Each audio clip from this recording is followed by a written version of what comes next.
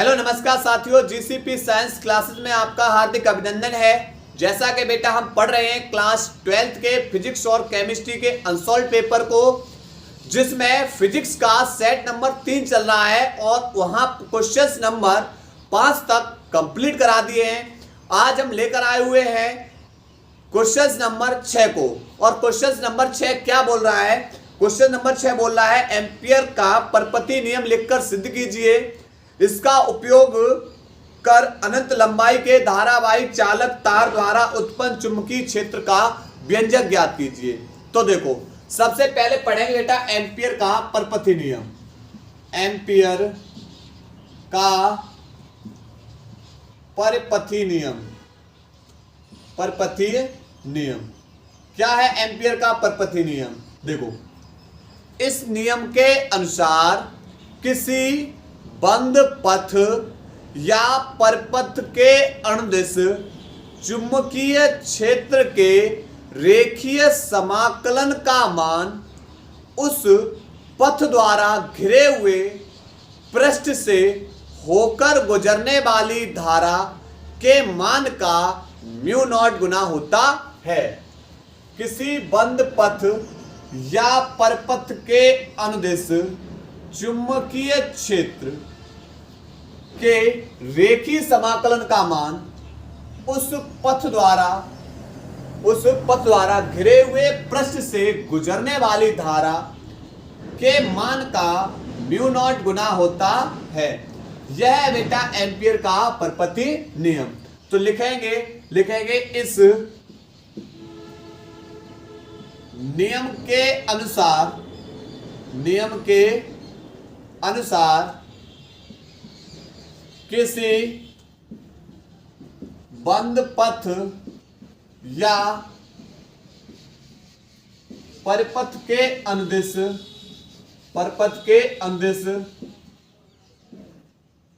चुंबकीय क्षेत्र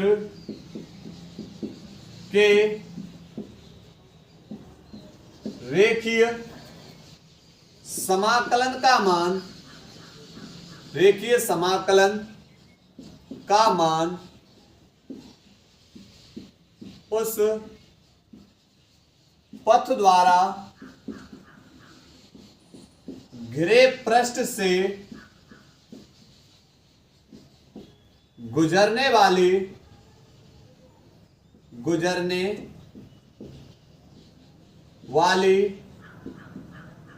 धारा के मान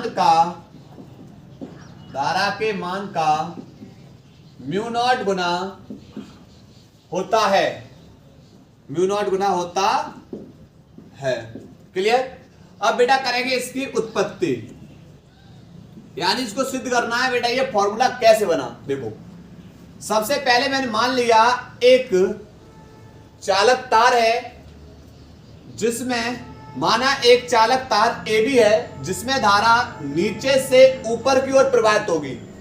जब इस चालक तार में धारा प्रवाहित होगी तो इसके चारों ओर चुंबकीय क्षेत्र उत्पन्न होगा। इस तार के चारों ओर कौन उत्पन्न होगा? चुंबकीय क्षेत्र।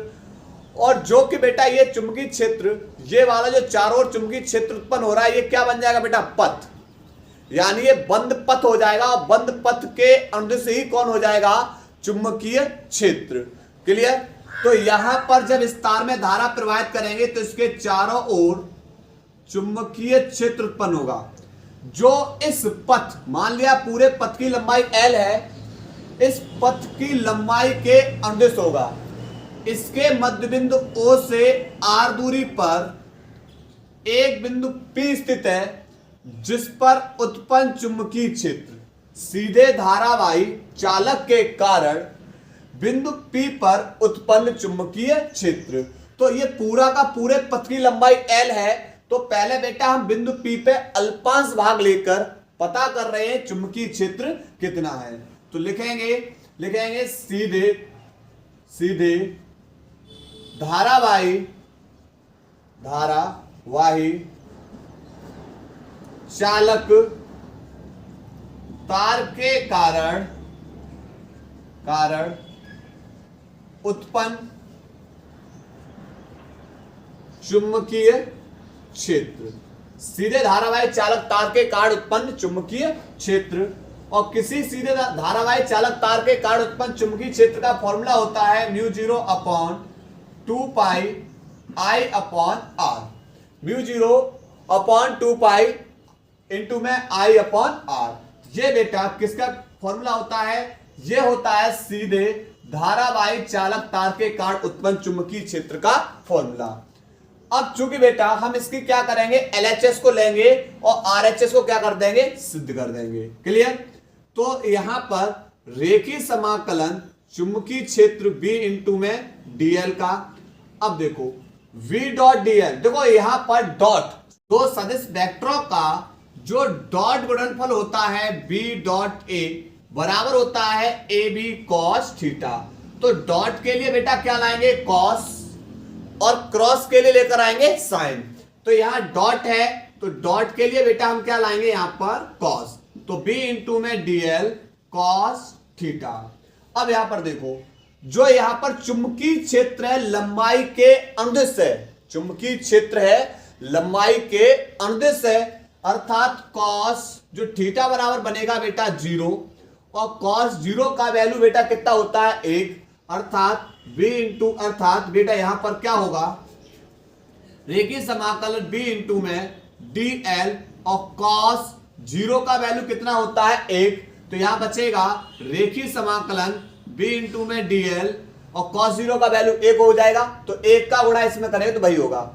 अच्छा b चुंबकीय क्षेत्र बाहर निकालेंगे, इसका समाकलन नहीं होगा, तो समाकलन होगा dl का, और d के सापेक्ष l का समाकलन होता है l, d के सापेक्ष x का समाकलन होता है बेटा x, तो d के सापेक्ष l का समाकलन होगा l, और ये बेटा l हमारी क्या है, परिधि, l हमारी क्या है, परिधि, और परिधि बेटा क्या होती है 2 पाई r। क्लियर? तो यहां से क्या करेंगे, इस b का वैल्यू लगाएंगे, b का वैल्यू है, b का वैल्यू यहां पर mu 0 upon 2 pi I upon R into में L, L हमारी परिधि है और परिधि बराबर होती है 2 पाई R। तो देखो 2 पाई R से 2 पाई R कैंसिल, तो यहां पर निकलेगा म्यू 0 इंटू में I। LHS को लेकर किया था बेटा हमने, LHS को लेकर किया था और RHS को सिद्ध कर दिया, RHS को हमने क्या कर दिया बेटा, सिद्ध कर दिया। क्लियर? इति सिद्धम। क्लियर? तो इसके बारे में लिखेंगे, माना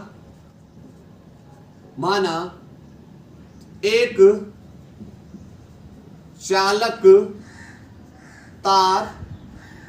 चालक तार PQ है, PQ बेटा यहां पर PQ माना है, इसे मान लो RS है, RS है,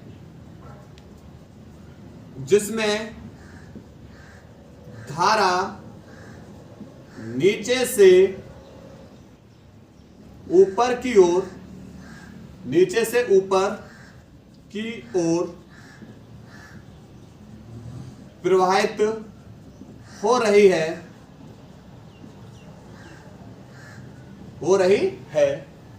जिसके कारण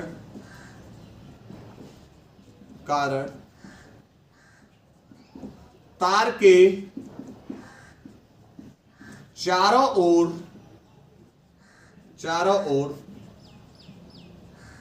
लंबाई के अनुदिश, लंबाई पृष्ठ के अनुदिश, पृष्ठ के अनुदिश चुंबकीय क्षेत्र उत्पन्न हो जाता है,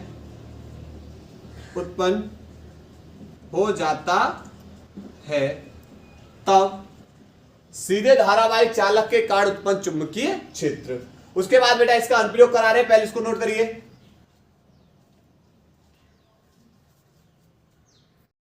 इसके बाद बेटा अनंत लंबाई के धारावाही चालक तार के द्वारा उत्पन्न चुंबकीय क्षेत्र को पढ़ना है। देखो माना एक चालक तार AB लिया हमने, एक चालक तार AB लिया, और इस चालक तार में जब हम धारा प्रवाहित करेंगे तो धारा प्रवाहित करने पर इसके चारों ओर चुंबकीय क्षेत्र उत्पन्न हो जाएगा।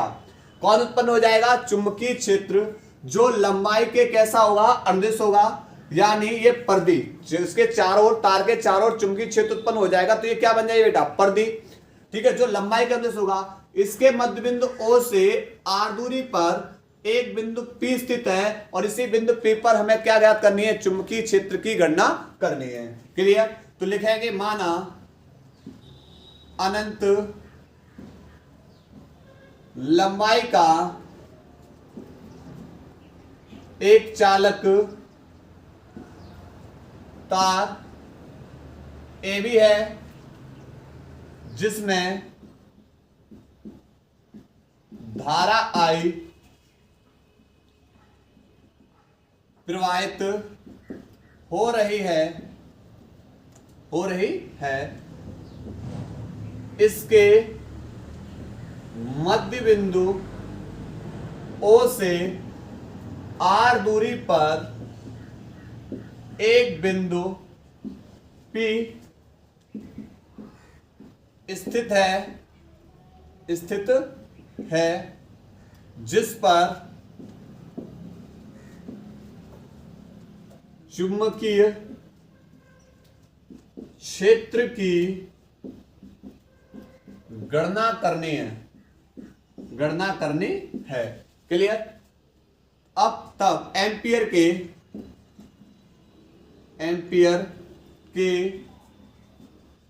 परिपथीय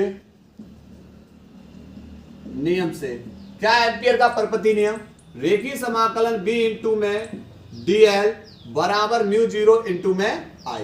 क्लियर? अब देखो, दो सदिश वेक्टरों का जो डॉट गुणनफल होता है वह होता है बेटा, यानी ए बी कॉस थीटा। मैंने बताया दो वेक्टरों का जो डॉट गुणनफल होता है वो होता है A B cos theta. Clear?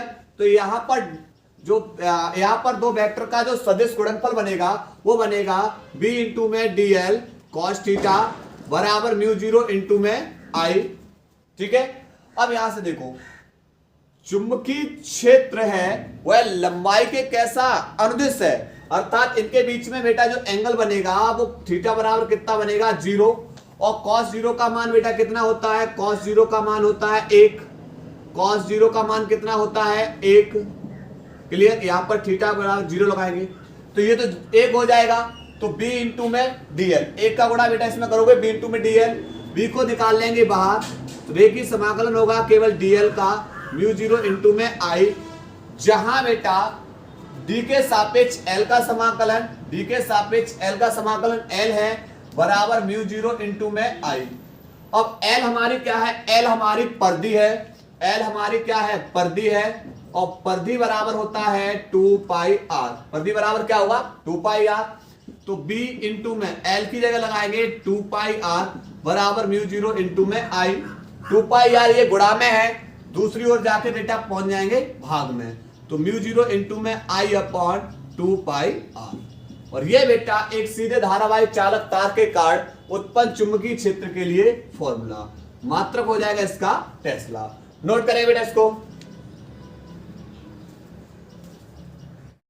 इसके बाद बेटा क्वेश्चन नंबर 6 का अथवा क्वेश्चन है, और ये सेट 1 में भी आया था बेटा क्वेश्चन, 9वां क्वेश्चन था, और यहां पर भी वही क्वेश्चन है। देखो क्या है, यहां पर है आदर्श पीएन संधि डायोड का अग्रदिशिक तथा पश्च दिशिक अभिनत में क्या प्रतिरोध है, अर्ध तरंग डायोड दृष्टिकारी का परिपथ आरेख बनाकर इसकी कार्य विधि की विवेचना कीजिए। देखो सबसे पहले प्रतिरोध, अग्र दिशिक अभिनत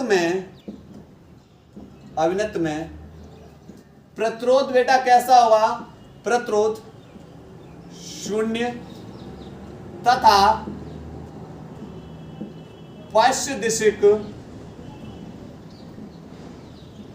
अभिनत में प्रतिरोध अनंत होता है। कैसा होता है, अनंत होता है। क्लियर? उसके बाद अर्ध तरंग दृष्टिकारी, क्या है अर्ध तरंग दृष्टिकारी, इसमें प्रत्यावर्ती धारा के आधे भाग का ही दृष्टिकरण होता है।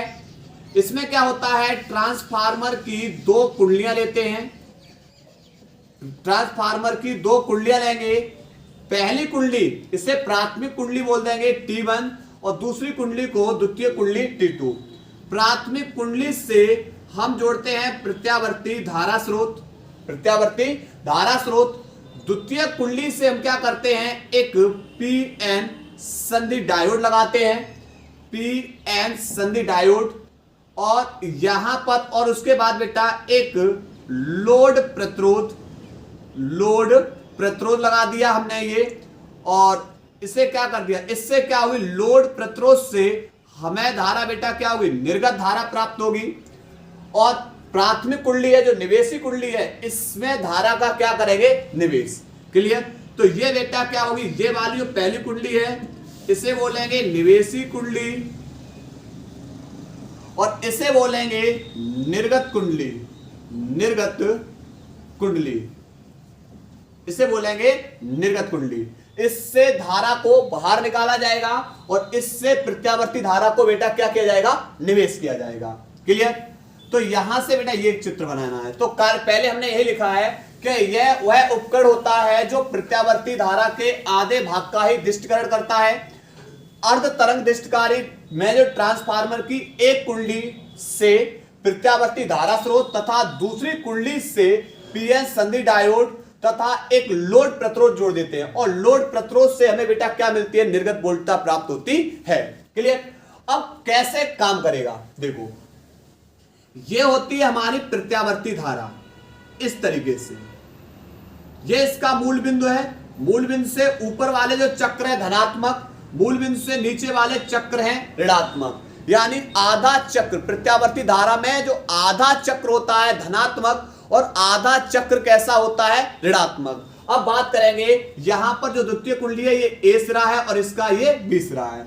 अब बात करेंगे आधे चक्र की, निवेशी कुंडली में जब धनात्मक चक्र की, आधे चक्र का मतलब धनात्मक चक्र में बात करेंगे तो वहां पर धनात्मक चक्र में A प्लस टर्मिनल होता है और B पर ऋण विभव होता है। A पर धन विभव और B पर कैसा होता है, B पर होता है ऋण विभव। जब P टाइप क्षेत्र को धन टर्मिनल से N टाइप क्षेत्र को ऋण टर्मिनल से जोड़ते हैं तो अग्र अविनत होता है और अग्र अविनत की स्थिति में धारा प्रवाहित होगी। और धारा प्रवाहित बेटा कहां से किधर होगी, X से Y की ओर। अर्थात धारा का क्या होगा, चालन होगा। क्लियर। तो आधे चक्र यानी धनात्मक चक्र में देखेंगे कि जो P टाइप क्षेत्र है वो धन टर्मिनल से और N टाइप क्षेत्र ऋण टर्मिनल से जुड़ जाता है, यानी अग्र अवनत की स्थिति आ जाती है और अग्र अवनत में धारा प्रवाहित होती है। क्यों, क्योंकि बेटा इनके बीच में आएगा प्रतिकर्षण, ये भी धनात्मक और पॉजिटिव P टाइप क्षेत्र वो भी धनात्मक है। प्रतिकर्षण की वजह से इनमें बेटा धारा का चालन होगा। लेकिन जब आधा चक्र ऋणात्मक आएंगे, आधा चक्र अब क्या चलेंगे, ऋणात्मक। ऋणात्मक चक्र में इनके विभव बदल जाएंगे, ए बन जाएगा ऋण टर्मिनल और B बन जाएगा धन टर्मिनल। तो जब P टाइप क्षेत्र को ऋण टर्मिनल से और N टाइप क्षेत्र को धन टर्मिनल से जोड़ते हैं तो यह उत्क्रम अभिनत कहलाता है। तो ऐसा डायोड क्या कहलाएगा, उत्क्रम अभिनत कहलाता है। और उत्क्रम अभिनत में विद्युत चालन की स्थिति नहीं होती है, धारा प्रवाहित नहीं होती है। क्यों, क्योंकि बेटा ये ऋणात्मक टर्मिनल और ये धनात्मक टर्मिनल है, एक दूसरे को आकर्षित करना शुरू कर देंगे। तो इस स्थिति में विद्युत का चालन नहीं होगा, अर्थात लोड प्रतिरोध से धारा प्रवाहित नहीं होगी। क्लियर। अर्थात बेटा धारा, यहां पर हम बेटा ग्राफ बना रहे हैं, ये वाला है प्रत्यावर्ती धारा ग्राफ को, ये वाला ग्राफ बताएगा प्रत्यावर्ती धारा को और ये वाला बेटा बताएगा निवेशी यानी निर्गत। ये निवेशी धारा है और ये निर्गत धारा। निर्गत धारा यानी हमें धारा प्राप्त कैसे हो रही है। प्रत्यावर्ती धारा में आधा चक्र धनात्मक, आधा ऋणात्मक, फिर धनात्मक और फिर से बेटा क्या हो जाएगा, ऋणात्मक, कुछ इस तरीके से। लेकिन यहां पर क्या होगा, जब आधा चक्र धनात्मक होता है, आधा चक्र धनात्मक होता है, धारा प्रवाहित होती है। फिर बेटा आधा चक्र ऋणात्मक हो जाता है तो उत्क्रम अभिनत बन जाता है, धारा प्रवाहित नहीं होगी, यानी आधा चक्र धारा रुक गया। फिर से बेटा आधा चक्र जब घूमेगा फिर से आधा चक्र धनात्मक होगा तो फिर से धारा प्रवाहित होगी, और फिर से जब बेटा आधा चक्र ऋणात्मक होगा तो धारा प्रवाहित नहीं होगी, यानी जब जब प्रत्यावर्ती धारा का धनात्मक चक्र होगा धारा प्रवाहित होगी, और आधा चक्र जब ऋणात्मक होगा धारा प्रवाहित नहीं होगी। अर्थात धारा हमें बेटा जो मिलेगी वह धारा कैसी मिलेगी, रुक रुक कर मिलेगी। क्लियर? तो ये था 6 का अथवा क्वेश्चन, नोट करेंगे। इसके बाद बेटा क्वेश्चन नंबर 7वां क्वेश्चन क्या बोल रहा है, प्रणालिका क्या होती है, धारावाहिक प्रणालिका के कारण उत्पन्न चुंबकीय क्षेत्र रेखाओं को दर्शाइए। उसके बाद सवाल दे रखा है, देखो जो प्रणालिका होती है वह एक समान व्यास वाली खोखली बेलनाकार नलिका होती है। क्या बताया मैंने, एक समान व्यास वाली खोखली बेलनाकार नलिका होती है जिस पर क्या किया जाता है, इस पर तार को लपेटकर जब इसमें धारा प्रवाहित की जाती है तो धारा प्रवाहित करने पर इस प्रणालिका में चुंबकीय क्षेत्र उत्पन्न हो जाता है, जो यह किसकी तरह काम करना शुरू कर देगी, चुंबक की भांति व्यवहार करना शुरू कर देती है। किसकी तरह, चुंबक की भांति व्यवहार करना शुरू कर देगी, इस तरीके से, यहां से ऐसे। ठीक है, ये हो गई हमारी प्रणालिका। तो प्रणालिका के बारे में क्या बताया, लिखेंगे प्रणालिका के बारे में, लिखेंगे प्रणालिका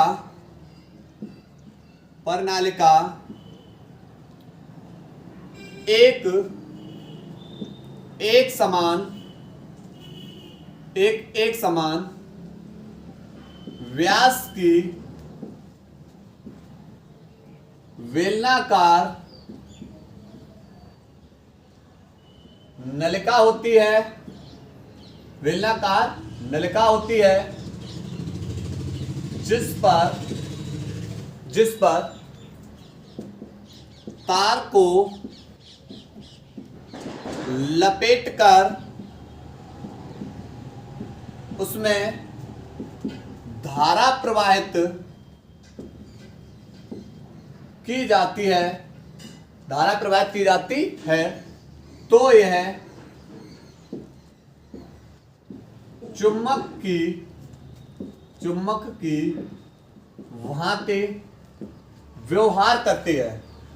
भांति व्यवहार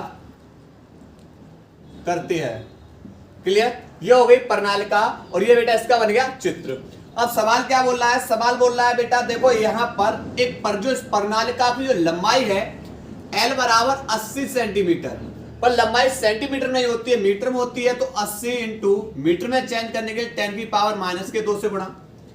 उसके बाद इसमें फेरों की संख्या बेटा है 2000, और प्रणालिका में जो धारा प्रवाहित हो रही है 10 एम्पियर की, तो प्रणालिका के भीतर उत्पन्न चुंबकीय क्षेत्र बताना है। तो B बराबर होता है μ0 इंटू में I, जब फेरों की संख्या n हो तो n से गुणा कर देंगे, पर n बराबर होता है कैपिटल N अपॉन L, जब प्रत्येकांक लंबाई दे रखी हो तो उसमें जो फेरों की संख्या होगी वो, और इंटू में μ0 इंटू में I। मान लगाएंगे, n का वैल्यू है बेटा 2000, लंबाई है 80 इंटू 10⁻⁻², μ0 का वैल्यू 4 पाई इंटू 10⁻⁻², और धारा बह रही 10 एम्पियर की। क्लियर? 4 से बेटा ये 80 कट जाएंगे कितने बार, 20 बार, और 0 से 0 कैंसिल, और 2 से ये कितने बार कट जाए बेटा, 100 बार। ठीक है, अब देखो यहां से पाई का वैल्यू होता है 3.14, पाई का मान लगा दिया। उसके बाद इसका मान बेटा 4 पाई इंटू 10⁻⁻ के साथ। ठीक है, तो यहां पर 10⁻⁻ के साथ इंटू 10⁻100 का मतलब 10⁻2 और एक 10⁻3, और ये -2 ऊपर जाके +2, तो यहां से 3.14 इंटू 7 में से 5 के बेटा -2, और ये बेटा क्या होगा, टेस्ला। क्या होगा इसका मात्रक, टेस्ला। नोट करें बेटा क्वेश्चन नंबर 7 को। इसके बाद बेटा 7 का अथवा क्वेश्चन, 7 का अथवा क्वेश्चन बोल रहा है किसी अवतल गोलीय पृष्ठ से प्रकाश के अपवर्तन का सूत्र व्युत्पन्न कीजिए और दे रखा एक सवाल। तो सबसे पहले अवतल गोलीय पृष्ठ के अपवर्तन का सूत्र, देखो अवतल गोलीय पृष्ठ के अपवर्तन का सूत्र निकालना है। देखो सबसे पहले क्या करेंगे, एक अवतल पृष्ठ लेंगे जिसमें प्रकाश अंदर जब दबे हुए भाग पर पड़ेगा अवतल पृष्ठ, प्रकाश उभरे हुए भाग पर पड़ेगा उत्तल पृष्ठ। ठीक है, अब अपवर्तनीय घटना दर्शानी है तो माध्यम को चेंज करना होगा। तो ये वाला जो माध्यम है ये सघन माध्यम हो गया, सघन माध्यम। ये वाला माध्यम है, ये वाला विरल माध्यम। इसके मध्य बिंदु को ध्रुव बोलेंगे और ध्रुव से बेटा एक रेखा गुजारेंगे, इसे बोलेंगे मुख्य अक्ष। अब इस मुख्य अक्ष पर कहीं पर रखी हुई है वस्तु, ऑब्जेक्ट, ऑब्जेक्ट रखी हुई है। तो पहली प्रकाश की किरण जाएगी बेटा इस तरीके से, ये देखिए जब प्रकाश की किरण एक माध्यम से दूसरे माध्यम में जाती है तो वह अपने मार्ग से विचलित होगी। तो मुझे डालना होगा बेटा इस पे लंब, और लंब बेटा हमेशा उसके केंद्र से पड़ेगा, गोलीय पृष्ठ के केंद्र से पड़ता है। लंब हमेशा कहां से पड़ेगा, गोलीय पृष्ठ के केंद्र से। अब ये वाली देखो किरण आपतित हो रही है बिंदु M पर, ये वाली किरण जो आपतित हो रही है कहां हो रही, बिंदु M पर। तो ये वाला जो कोण हो जाएगा यह कोण आपतन कोण कहलाएगा। क्या कहलाएगा, आपतन कोण I। अगर ये समांग माध्यम होता, वायु का माध्यम होता तो ये किरण बिल्कुल सीधी जाती, पर जब किरण वायु से अन्य माध्यम में जा रही है, वायु से कांच में जा रही है या विरल से सघन में जा रही है तो अभिलंब की ओर झुकेगी। अभिलंब की ओर क्या होगी, झुकेगी, सीधी ना जाकर अभिलंब की ओर झुक जाएगी। और ये बेटा कोण कौन सा होगा, अपवर्तन कोण R। अब एक किरण ये जा रही है, दूसरी किरण ये रही, तो इधर तो ये किरण कभी मिलेंगी नहीं। जब किरणें नहीं मिलेंगी तो इनका प्रतिबिंब नहीं बनेगा। तो फिर क्या होगा, इस किरण को बेटा हम पीछे की ओर खिसका कर लेकर आए और जहां पर ये किरणें बेटा एक दूसरे को काट देंगी वहीं पर क्या बन जाएगा, प्रतिबिंब। क्लियर। तो ये वाला कोण और ये कोण जब R है तो ये सम्मुख कोण कैसे होते हैं, बराबर होते हैं। तो ये भी कोण कौन सा हो जाएगा, R। ये त्रिभुज दो I और C के बीच, I और C के बीच ये कोण।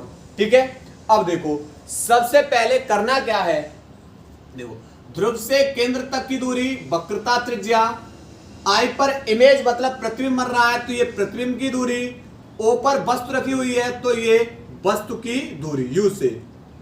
ठीक है, वस्तु की दूरी को U से, प्रतिबिंब की दूरी को V से और उसके बाद केंद्र तक की दूरी को किससे, R से। अब इनके कोण मान ले रहे, ये अल्फा, ये बीटा और ये वाला बेटा मैंने क्या मान लिया, थीटा। क्लियर। ये कोण कौन सा मान लिया, थीटा। सबसे पहले इतना काम करना है। अब पहला काम क्या करना है, स्नेल के नियम से, स्नेल के नियम से क्या होता है स्नेल का नियम, स्नेल का नियम होता है साइन I बट्टे साइन R बराबर नियतांक। पर सूक्ष्म कोण में साइन थीटा बराबर हो जाता है थीटा के, तो यहां पर बेटा sine theta equal to theta यानी sine I equal to I, sine R equal to R बराबर N। तो यहां से करना क्या है, ये R भाग में दूसरी ओर जाके गुणा में, तो I बराबर N इंटू में R और समीकरण नंबर 1। तो अब हमें करना क्या है, पहला काम तो इतना करना है। अब मुझे I और R के मान निकालने हैं। किसके मान निकालने हैं, I और R के। क्लियर। तो वह बेटा त्रिभुज लेंगे जिसमें बेटा कोण I आया हो। देखो त्रिभुज OCM पूरा लेंगे बेटा, त्रिभुज OCM, त्रिभुज OCM। क्लियर, त्रिभुज OCM। अब देखो ये है बेटा त्रिभुज OCM का कुछ इस तरीके से, ये पॉइंट C है, ये पॉइंट M है, ये पॉइंट O है, ये अल्फा है, ये बेटा वाइस कोण थीटा है और ये बेटा जो पूरा कोण है ये कौन है I। अब बेटा त्रिभुज OCM में क्या होगा, जब भी बेटा त्रिभुज का बहिष्कोण दे रखा हो, त्रिभुज का बहिष्कोण यानी थीटा किन त्रिभुज के अंतः कोणों के किन्हीं दो अंतः कोणों के योग के कैसा होता है, बराबर। किन्हीं दो अंतः कोणों के योग के कैसा होगा, बराबर। तो एक कोण है बेटा अल्फा और दूसरा कोण है आई, तो इन दोनों के योग के कैसा हो जाएगा, बराबर, बहिष्कोण। क्लियर। अब बेटा मुझे निकालना आई, तो अल्फा ये प्लस में है, दूसरी ओर जाके माइनस में हो जाएगा और बराबर में बेटा क्या निकाल लिया, आई। तो ये वैल्यू हमने निकाल ली आर आई की। ऐसे ही अब त्रिभुज लेंगे बेटा वह जिसमें कोण आर आया हो। कोण आर में आने वाला बेटा देखो त्रिभुज आई सी और एम में, इस त्रिभुज के अंदर त्रिभुज आई सी एम, त्रिभुज आई सी एम के अंदर बेटा कौन आया हुआ है, ये एम है, ये आई है और ये सी है। इसके अंदर ये वाला जो कोण है ये आर है, ये बेटा कोण बीटा है और ये बहिष्कोण बेटा कौन सा है, थीटा। क्लियर।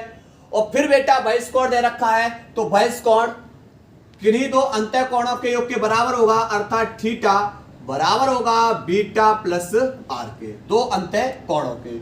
अब करना क्या है बेटा, अब करना ये है कि यहां से हमें आर की वैल्यू निकालनी, बीटा प्लस में है, दूसरी ओर जाके माइनस में हो जाएगा, तो आर बराबर हो जाएगा थीटा माइनस के बीटा। इस आर और आई के वैल्यू समीकरण 1 में रखने पर आर व आई के मान समीकरण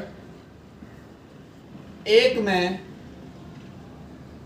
रखने पर, समीकरण 1 में रखने पर, तो बेटा रखेंगे यहां से देखो समीकरण 1 कौन है, आई, तो आई की जगह बेटा हम क्या लगाएंगे, आई की जगह लगाएंगे थीटा माइनस के अल्फा बराबर एन इंटू में आर की जगह बेटा हम कौन सा मान लगाएंगे, तो आर की जगह बेटा ये रहा हमारा थीटा माइनस के बीटा। क्लियर। जहां थीटा अल्फा बीटा और थीटा ये क्या है, कोण है। अल्फा थीटा और बीटा क्या है, कोण है। और कोण बराबर क्या होता है, कोण बराबर होता है चाप बट्टे त्रिज्या। कोण बराबर चाप बट्टे त्रिज्या। अब मुझे कोण थीटा निकालना है, अल्फा निकालना है, बीटा निकालना है, तो कोण बराबर होता है चाप बट्टे त्रिज्या।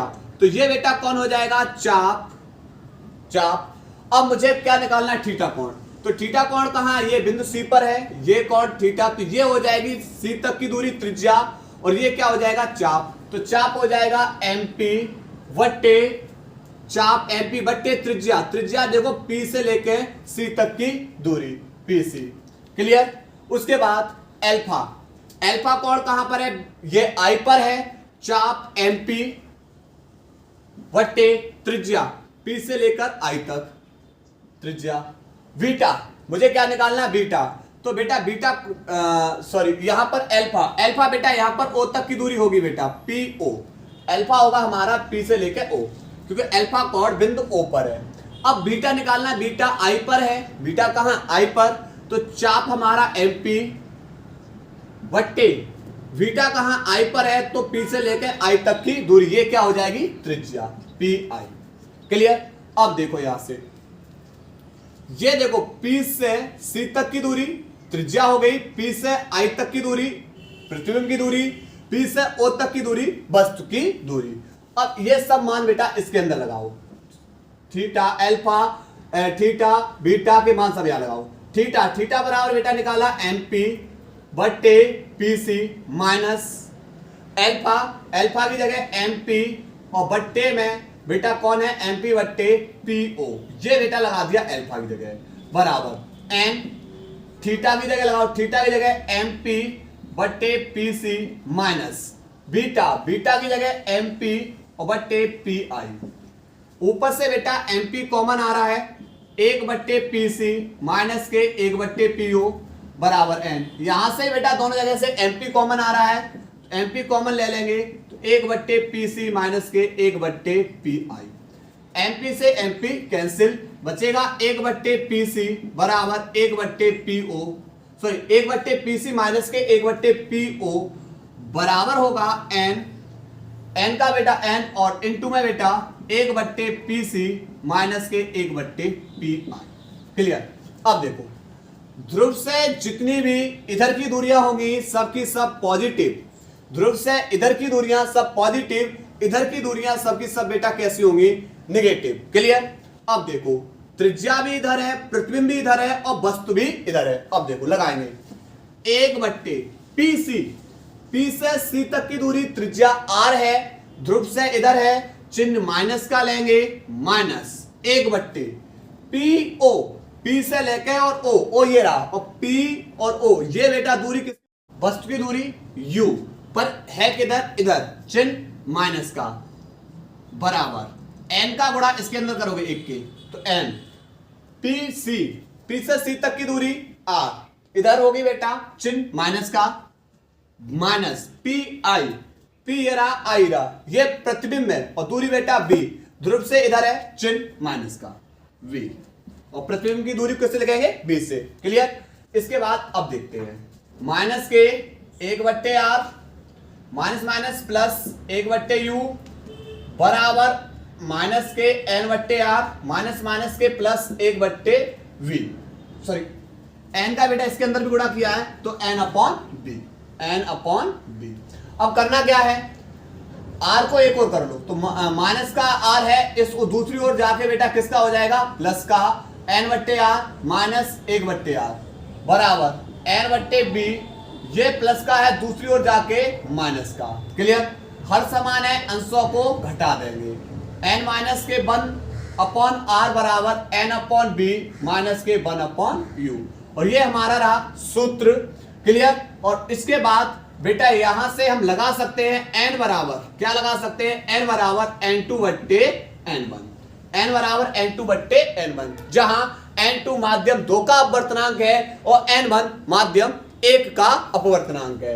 नोट करिए। इसके बाद बेटा तब सवाल कराते हैं। इसके बाद बेटा सवाल क्या कह रहा है, बोल रहा है 5 सेंटीमीटर त्रिज्या का कांच का गोला वायु में स्थित है। ये बेटा एक गोला है, 5 सेंटीमीटर त्रिज्या का है, यानी r बराबर 5 सेंटीमीटर त्रिज्या का। क्लियर। और यहां पर ये इसका क्या हो जाएगा, सेंटर। उसके बाद बोल रहा है कि गोले के केंद्र से एक वायु का बुलबुला 2 सेंटीमीटर दूरी पर स्थित है, यानी वायु का बुलबुला बेटा 2 सेंटीमीटर दूरी पर यहां कहीं स्थित होगा। क्लियर। तो यहां पर इसके निकट पृष्ठ से देखने पर बुलबुला कितनी दूर दिखाई देगा। देखो कांच का माध्यम है, ये होता है बेटा सघन माध्यम, और ये बेटा वायु में रखा हुआ है, ये वाला माध्यम कौन सा है, विरल माध्यम। अब देखो वस्तु रखी हुई है, पहली किरण वस्तु से जाएगी बेटा इस तरीके से।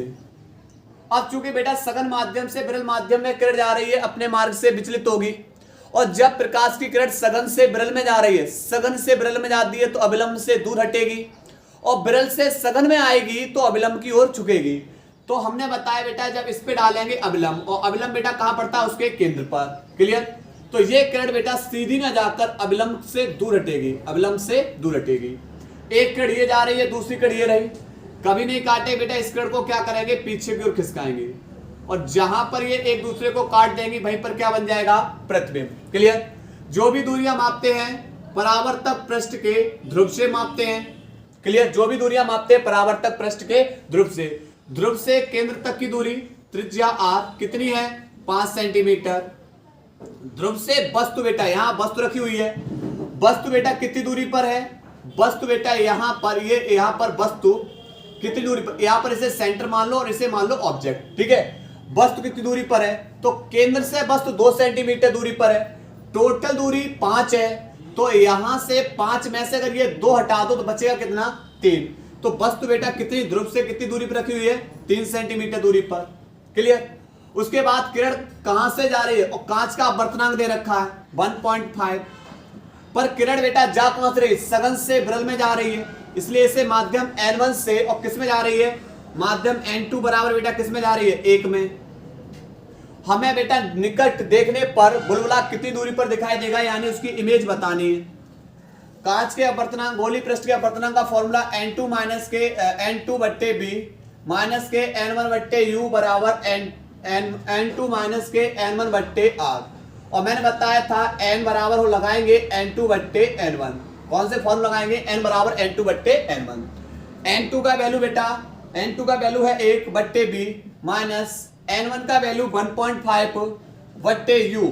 अब ध्रुव से जितनी भी दूरियां इधर की पॉजिटिव होंगी और इधर की दूरियां बेटा कैसी होती नेगेटिव, तो त्रिज्या भी पॉजिटिव होगी, वस्तु की दूरी भी पॉजिटिव। अगर इस पृष्ठ से लेते तो इधर की दूरियां नेगेटिव हो जाती, इधर की दूरियां कैसे हो जाती नेगेटिव। क्लियर। u रखा हुआ है बेटा 3 सेंटीमीटर दूरी पर बराबर n का वैल्यू 1, n2 का वैल्यू हमारा 1 और n1 का वैल्यू है 1.5 बट्टे त्रिज्या है बेटा हमारी 5। ठीक है, दशमलव हटाएंगे 0, 15 एकम 15 दूनी 30, 1 बट्टे बी माइनस के 1 बट्टे 2 बराबर 1.5 में से 1 गया तो माइनस के 0.5 बट्टे 5, दशमलव हटा 0, 5 एकम 5 और 5 दाई 50, तो 1 बट्टे बी, ये माइनस का दूसरी ओर जाके बेटा प्लस का माइनस के यहां पर 1 बट्टे 10, लासा आ जाएगा इसका 10, 2 पंजे 10, 5 बार गया, 5 का गुणा 1 में करेंगे माइनस 10 एकम 10, 1 का गुणा 1 में करेंगे 1 बट्टे बी। तो यहां से बचेगा बेटा क्या, यहां से बचेगा 5 में से 4 गए, 5 में से 1 गया, 5 में से 1 गया 4, तो 1 बट्टे बी बराबर 4 बट्टे 10। पर हमें निकालना है किसका वैल्यू बी, तो बी को जब आप पलटोगे तो ये भी संख्या क्या हो जाएगी पलट जाएगी, 10 बट्टे 4, 4 दूनी 8, 4 दूनी 8, 10 में से 8 गए बेटा 2 बचेंगे, भाग जाएंगे 10 लगाएंगे 20 हो जाएंगे, 4 पंजे 20। इतने सेंटीमीटर दूरी पर हमें बुलबुला का प्रतिबिंब दिखाई देगा। क्लियर। सवाल को नोट करेंगे।